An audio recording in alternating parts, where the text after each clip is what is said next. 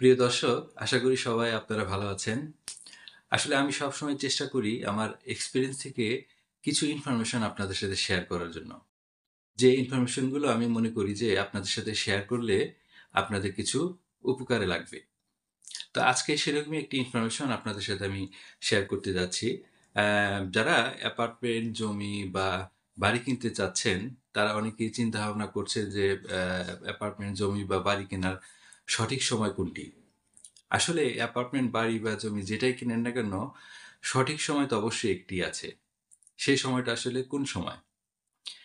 আসলে এই ইনভেস্টমেন্ট বা ক্রয় করার জন্য সঠিক সময় হচ্ছে যখন মার্কেট একটু স্লো থাকে, অর্থাৎ ডিমান্ড কম থাকে।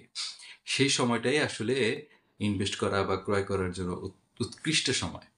তাই আমি প্রেফার করব আপনারা যারা জমি, অ্যাপার্টমেন্ট বা বাড়ি কিনতে চাচ্ছেন, তারা যখন মার্কেটটা একটু স্লো থাকে এবং ডিমান্ড কম থাকে, সেই সময় আপনারা ইনভেস্ট করুন বা ক্রয় করুন। তাহলে দেখবেন আপনার ইনভেস্টমেন্ট বা ক্রয়টা আপনার অনেক লাভজনক হয়েছে। আশা করি আপনাদের এই ইনফরমেশনটা কাজে লাগবে। ধন্যবাদ সবাইকে।